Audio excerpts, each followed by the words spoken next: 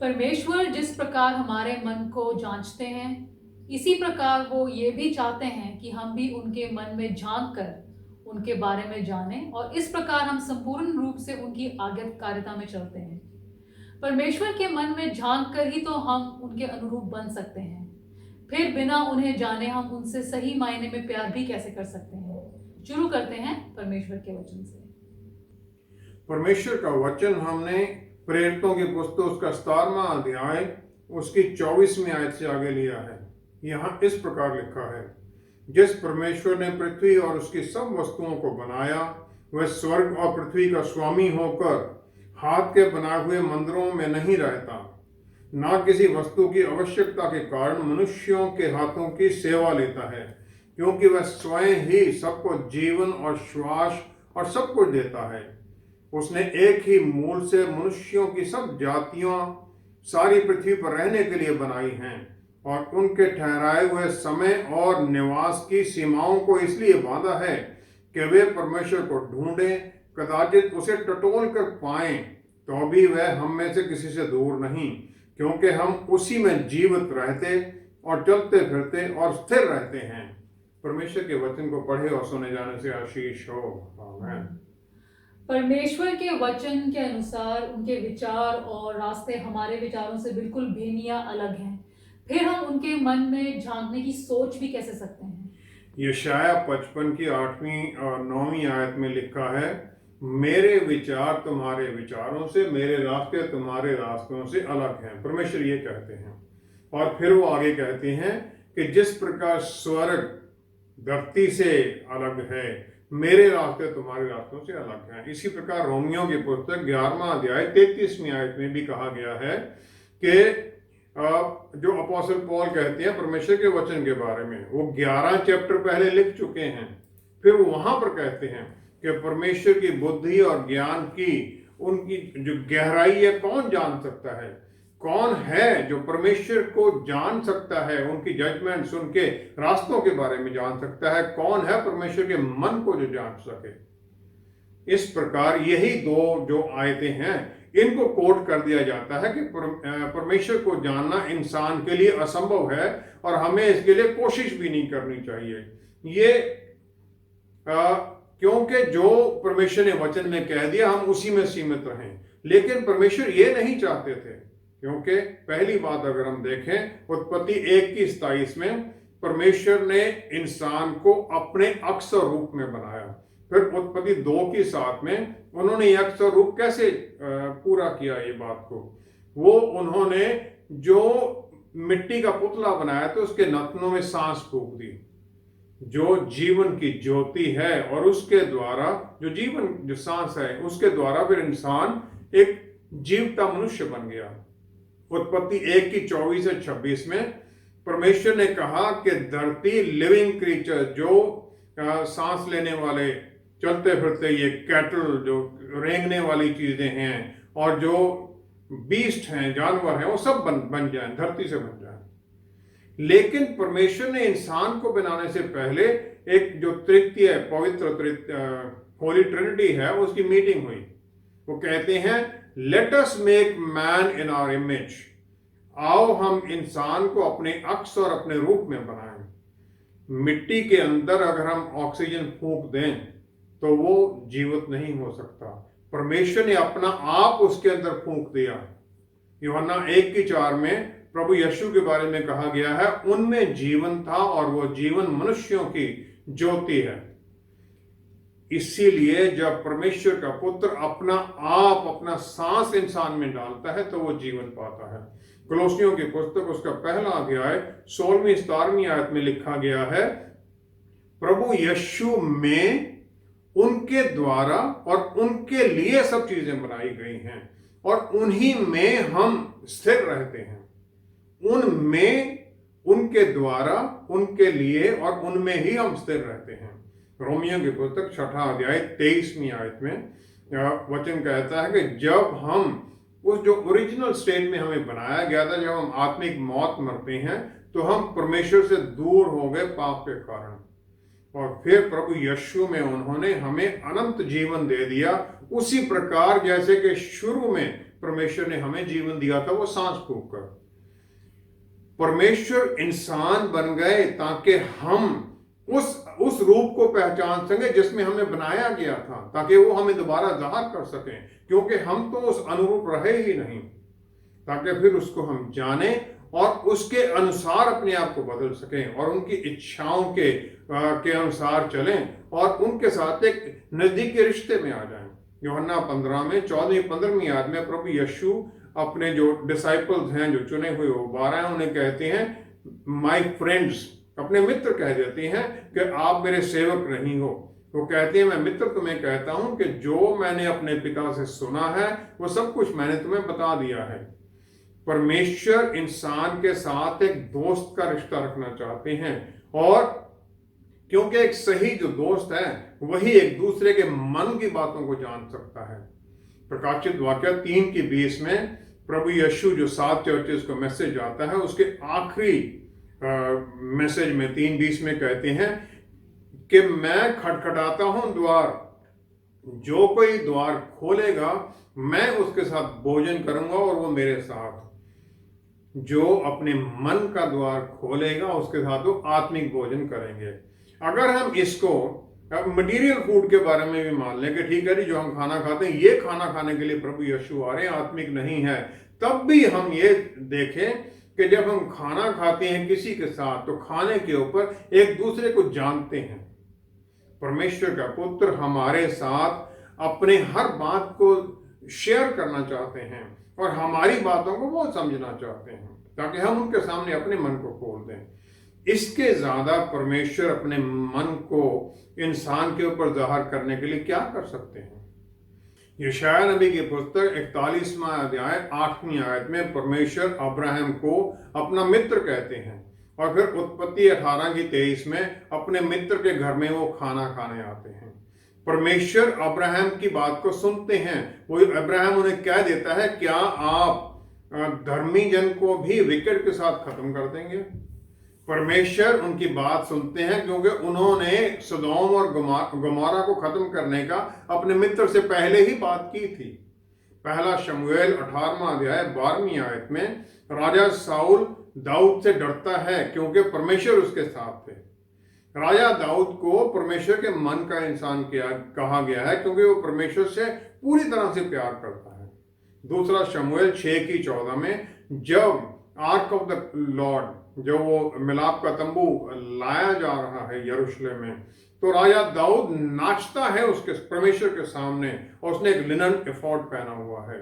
वो इतना आनंदित है कि वो जो नॉर्म है, जो एक पहले की व्यवस्था है कि जो एफोर्ड है वो सिर्फ लेवी ही पहनेंगे, वो भी पहन लेता है उसकी आराधना में, और नाचता है बिल्कुल बगैर किसी चिंता के। यहां तक कि मिकॉल जो सॉल की लड़की, जो उसकी पत्नी है, वो अपने मन में उसे अच्छा नहीं समझती है, despises him in her heart. परमेश्वर इस प्रकार के प्यार को चाहते हैं।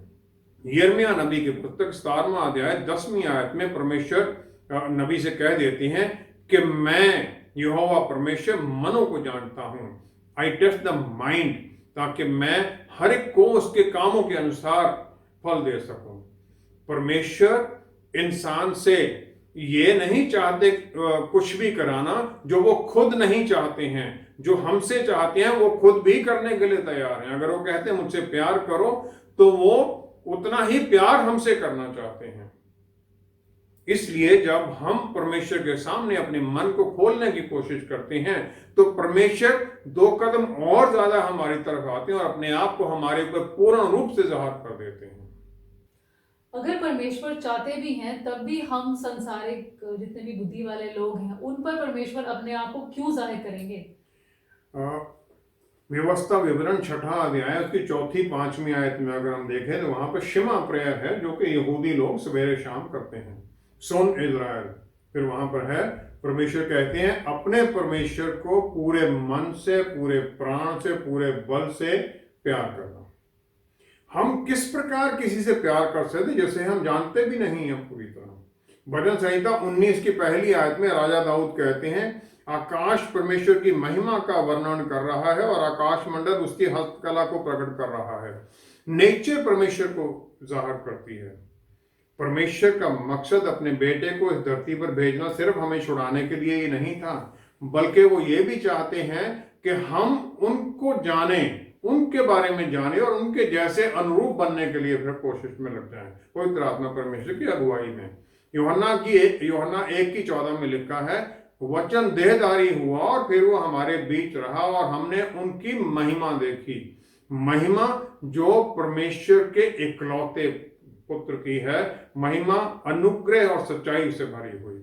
यूहन्ना 5:19 में प्रभु यीशु ये मानते हैं कि पुत्र कुछ भी अपने आप में नहीं कर सकता है, वो वही करता है जो पिता को करते हुए देखता है, क्योंकि जो पिता करते हैं वही पुत्र भी उसी प्रकार करता है। इस प्रकार हम देखते हैं प्रभु यीशु ने किस प्रकार अपना मन हमारे ऊपर खोल दिया, जाहिर किया। प्रभु यीशु का जो मन है वो परमेश्वर के मन को जाहिर करता है, और वो क्योंकि प्रभु यीशु संपूर्ण रूप से परमेश्वर हैं, संपूर्ण रूप से इंसान भी हैं। पहला है उनका मन दया से भरा हुआ है। मत्ती 14:14 में हम देखते हैं एक बड़ी भीड़ है और प्रभु यीशु उनकी तरफ दया से भर जाते हैं और जो उनके बीमार सबको चंगाई देते हैं। मार्कुस 7:24 में वो अपने चेलों को टायर और साइडोन ले जाते हैं ताकि उन्हें कुछ आराम दिया जा सके। लूका 7:13 में वो नाइन की विडो, उस विधवा को देखते हैं जिसका अकेला बेटा है जो मर गया है। उनका मन उसकी तरफ दया से भरकर जाता है और उस बेटे को वो जिंदा कर देते हैं। लूका 5:12-13 में प्रभु यीशु उस कोढ़ी को अपनी इच्छा जाहिर करते हैं, हाँ मैं तुम्हें चंगाई देना चाहता हूं, और फिर उस कोढ़ी को जो कि सेरेमोनियली अनक्लीन है, जिसे कोई छूना मना है, वो उसे छूते हैं, उसे चंगाई दे देते हैं। वो परमेश्वर का प्यार और न्याय, जो परमेश्वर के दो गुण हैं, उन दोनों को जाहिर करते हैं। परमेश्वर हमें अपने प्यार में ही रखना चाहते हैं, लेकिन हम उनके न्याय के एरिया में घुसते जाते हैं, उनकी आज्ञाकारिता से बाहर निकलकर। ये दोनों इंटर रिलेटेड हैं। नीति वचन 3:12 और इब्रानियों की पुस्तक 12:6 में ये लिखा गया है, परमेश्वर जिससे प्यार करते हैं, फिर जिस प्रकार एक पिता अपने पुत्र को करेक्ट करता है और प्रसन्न होकर वो भी उसी प्रकार करेक्ट करते हैं, हमें सच्चाई में लेके आते हैं। लूका 22:61 और 62 आयत में पतरस ने 3 बार प्रभु यीशु को जानने से इनकार कर दिया। प्रभु यीशु उसकी तरफ मुड़ते हैं, उसे देखते हैं, दोनों की नजर मिलती है और पतरस बाहर जाकर फूट फूट कर रोता है। प्रभु यीशु ने जो उसे देखा वो प्यार से और दया से भरा हुआ नजर थी, कॉन्डमनेशन की नहीं कि मैंने तुम्हें बोला था कि तुमने ये कर देना है। फिर 32वीं आयत में वो पहले ही कह देते हैं पतरस से कि शैतान ने तुम्हें मांगा है, लेकिन मैंने तुम्हारे लिए प्रार्थना कर दी है कि ताकि तुम्हारा विश्वास डगमगा ना जाए।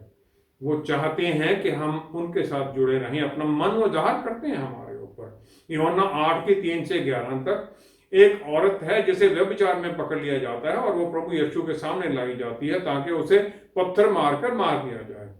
प्रभु यीशु जो लेके आए हैं उनकी इच्छा को जान लेते हैं, क्योंकि अकेला तो व्यभिचार नहीं कर सकता है, जो मर्द था उसको तो छोड़ दिया गया था। वो उन सबको जाहिर कर देते हैं कि तुम सबको एक मुक्तिदाता की जरूरत है, क्योंकि तुम सब पाप में डूबे हुए हो, और फिर उस औरत को भी क्षमा कर देते हैं।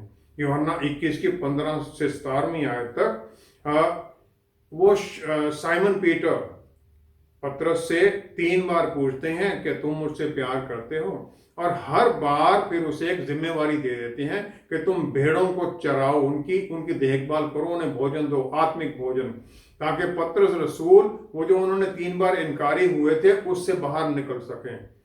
योना नबी परमेश्वर की आज्ञा से बाहर होकर भाग जाते हैं। 4 अध्याय की 9वीं आयत में जब वो वापस निनवे जाते हैं तो परमेश्वर उसके लिए छाया के लिए एक बेल लगा देते हैं। अगले दिन वो बेल सूख जाती है और योना उसमें गुस्से में आ जाता है। तो प्रभु उससे कहते हैं, परमेश्वर क्या तुम्हारा इस पेड़ के लिए गुस्से होना अच्छा है, सही है क्या, जबकि मैंने उन लोगों को बचाने के लिए तुम्हें भेजा था। परमेश्वर का मन प्यार से भरा हुआ है और बार बार वो हमें मौका देते हैं कि हम तौबा कर सकें और वापस उनकी तरफ जा सकें। लूका 10:27 में प्रभु यीशु जो ये आज्ञा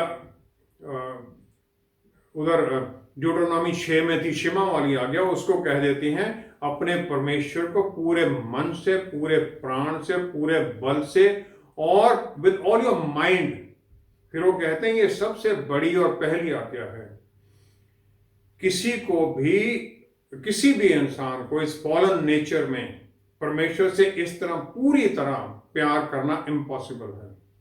और फरीसीज को प्रभु यीशु बार बार यही चेताते रहते हैं कि तुम ये नहीं कर सकते, तुम इसकी आज्ञाकारिता से पहले ही बाहर निकले हुए और तुम्हें एक सेवियर की जरूरत है। जो ग्रीक भाषा का शब्द ओल या होलोज यहाँ इस्तेमाल किया गया है, उसका मतलब है होल या संपूर्ण। और ये संपूर्णता है मन की, संपूर्णता है हार्ट, सोल एंड माइंड, पूरी तरह से। ये नहीं कि किसी कोने में कुछ और रखा हुआ है जो कि परमेश्वर की बराबरी में हमारे प्यार को शेयर कर रहा है। नीति वचन 4:23 में लिखा गया है कि तुम अपने मन को पूरी तरह से कंट्रोल में रखो, क्योंकि उसी से ही जीवन के सोते निकलते हैं। लूका 6:45 में वो कह देते हैं जिसके मन में अच्छाई है वो अच्छी ही चीजें करता है, अच्छे ही काम करता है। जिसके मन में बुराई है उसके मन से बुराई ही उत्पन्न होती है। फिर वो सरमन ऑन द माउंट जो उन्होंने मत्ती के 5वें अध्याय में दिया, उसकी 8वीं आयत में प्रभु यीशु कहते हैं जो मन के सच्चे हैं वो परमेश्वर को देखेंगे। यिर्मयाह नबी की पुस्तक 7वां अध्याय 22-23वीं आयत में फिर परमेश्वर प्यार और जो ऑफरिंग्स जो वहां लाई जाती हैं उसके बारे में क्लियर कर देते हैं। वो कहते हैं मैं जब तुम्हारे पुरखों को मिस्र से छुड़ा के लाया था तो मैंने उन्हें सिर्फ ऑफरिंग्स के बारे में ही कमांड नहीं दी थी, मैंने उन्हें ये आज्ञा भी दी थी कि मेरे वचन को मानो, तब मैं तुम्हारा परमेश्वर बनूंगा और तुम मेरे लोग बनोगे। मेरी आज्ञाकारिता में चलो ताकि तुम्हारे लिए सब कुछ भला हो। तो क्या जो वो कुर्बानियां जो देने का था वो परमेश्वर की ओरिजिनल इच्छा नहीं थी? लगता तो यही है, क्योंकि पहला है जो वचन है, I did not just give them command, मैंने सिर्फ यही आज्ञा नहीं दी थी कि बर्ट ऑफरिंग लेके आओ, लेकिन मैंने उन्हें आज्ञा दी थी, दूसरा है कि मेरे साथ जुड़ो, वचन को मानो। दूसरा यहां पर बात है, एक जो आइडियल वर्ल्ड है जहां पर पाप नहीं है, वहां पर परमेश्वर उस परिस्थिति में देखते हैं कि अवोडा जो प्यार है वो हो। लेकिन क्योंकि हम सब चारों तरफ के लोगों, इजरायली लोग अपने चारों तरफ देख रहे थे किस प्रकार वो ऑफरिंग्स लेके आती हैं, तो वो अवोडा शबले जो मन की सेवा है वो समझ ही नहीं सकते थे, या प्रार्थना समझ ही नहीं सकते थे पूरी तरह। इसीलिए परमेश्वर ने उन्हें वो कुर्बानियां लेकर आने की एक कंसेशन दे दी। तीसरा है निर्गमन 25 से लेकर लेविटिकस लेवी व्यवस्था 25 तक जो ये अध्याय हैं पूरे के पूरे, ये जो गोल्डन काफ, जो सोने का वो काफ बनाया गया था, उससे शुरू होते उसके कारण है, जहां पर के इंसान अपनी ये इच्छा जाहिर करता है कि परमेश्वर उनके साथ उनके कैंप में हो, दूर किसी पर्वत पर नहीं, और फिर वो सबको उपलब्ध हो, सिर्फ मूसा को ही नहीं, और फिर वो सबको हर रोज उपलब्ध हो, अलग किसी समय पर नहीं कि जब कोई चमत्कार होना तभी दिखाई दें। जो टैबरनेकल बनाया गया, जो मिलाप का तंबू बनाया गया, जो उसके सर्विस रिचुअल्स थे और जो कुर्बानियां थी, ये सब कुछ इसको पूरा करने के लिए परमेश्वर कर देते हैं। इब्रानी भाषा का शब्द कुर्बान, जैसे ये सैक्रिफाइस ट्रांसलेशन किया गया है, इसका मतलब है नजदीक लाना। तो इसका मतलब है नजदीक आना। टैबरनेकल में परमेश्वर इंसान के नजदीक आ जाते हैं, उनके बीच में आ जाते हैं, और कुर्बानियां ले जाकर इंसान परमेश्वर के नजदीक जाने की कोशिश करता है। निर्गमन 33:3 में ये लिखा गया है, परमेश्वर सॉवरन है और जज हैं, ऑलमाइटी गॉड है वो, तो वो इंसान के नेबर बनकर नहीं रह सकते। परमेश्वर वो चाहते हैं कि इंसान उनकी आज्ञाकारिता में चले, उनके वचन को माने। और फिरौन और मिस्र जो है वो एक सिंबल है हमारी दास्ता के, दास्ता इस इम्परफेक्ट और फॉलन नेचर का, दास्ता पापों का। जो हम टेक्निकल एडवांस जो इतना कुछ करते रहते हैं, ये हमारी जो जेल है, उस दास्ता जो जेल है उसको कंफर्टेबल बना देते हैं। जो हमें परमेश्वर के नजदीक लेके आता है वो हमारे अंदर है, क्योंकि परमेश्वर ने हमें एक फ्री विल दी है। और फ्री विल इसलिए है कि हम परमेश्वर की इच्छा को जाने और फिर उसको पूरी तरह से करें। इस जेल से निकलने के लिए हमें वो एक अटेनेबल एक डेस्टिनेशन दिखना चाहिए, एक गंतव्य दिखना चाहिए जो हमें दिखाई दे, जो हमारी होंद का ही एक पूरी तरह से मकसद बन जाए।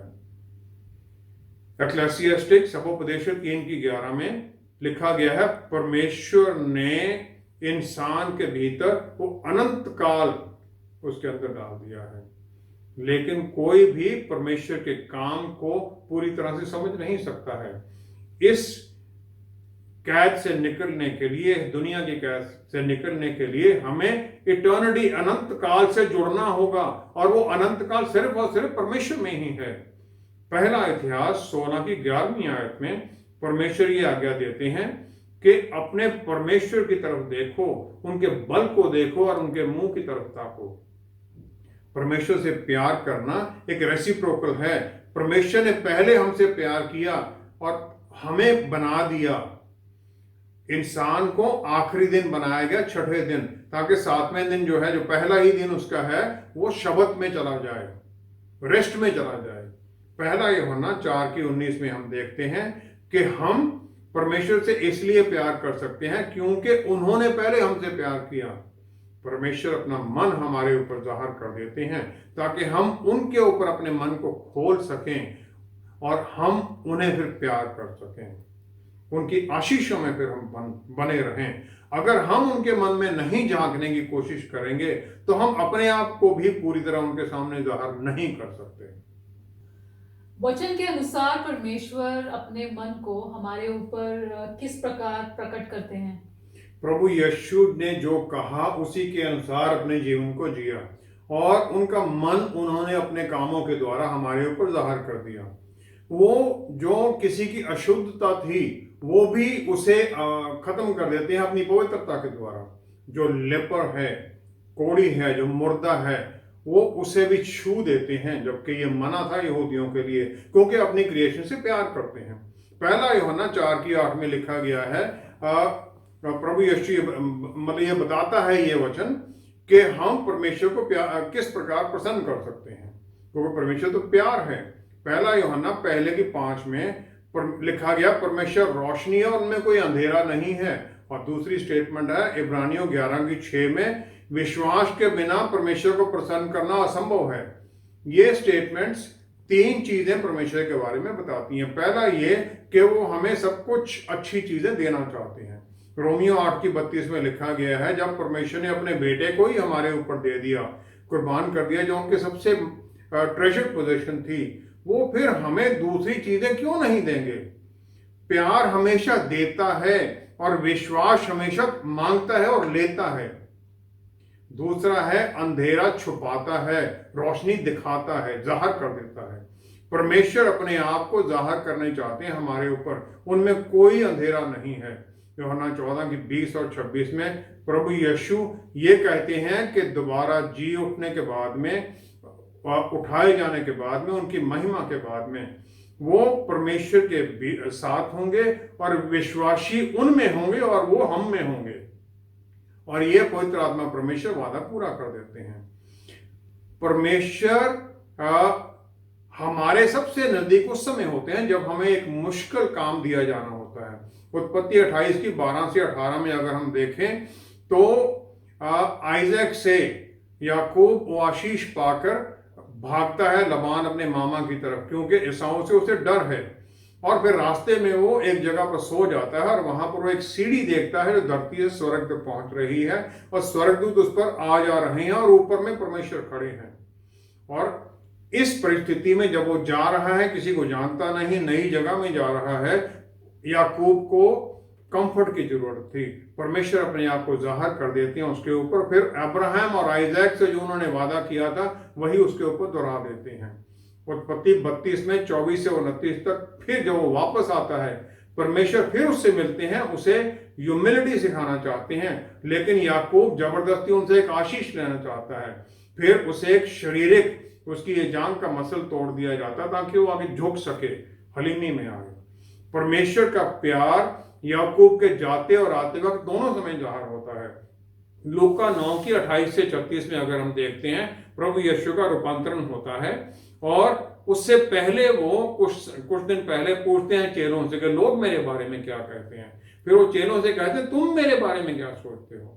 और फिर वो पतरस, यूहन्ना और याकूब को लेकर पहाड़ी पर जाते हैं और वहां पर उनका रूपांतरण हो जाता है। वो जानते हैं कि चेलों को बड़े मुश्किल समय से गुजरना पड़ेगा और इसलिए वो उनका विश्वास बढ़ाना चाहते हैं।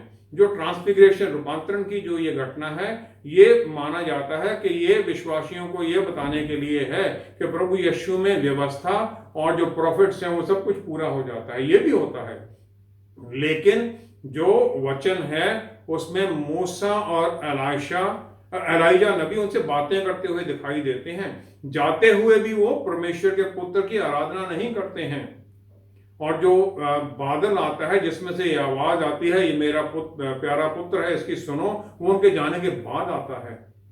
इसलिए ये उनका रूपांतरण मूसा और एलिया के लिए नहीं है, ये चेलों के लिए है ताकि वो उनके विश्वास उनको जाने, सही मायने में ये परमेश्वर का पुत्र हैं, और फिर उनका विश्वास बढ़े और उस विश्वास में फिर वो आगे बढ़े। कादेश में मूसा इजरायलियों की बातों से प्रेशर में आ जाता है और वो कहता है कि क्या ये जरूरी है कि हम तुम्हारे लिए पानी लाएं, और फिर वो चट्टान को 2 बार डंडा मार देता है, परमेश्वर की आज्ञाकारिता से बाहर निकल जाता है।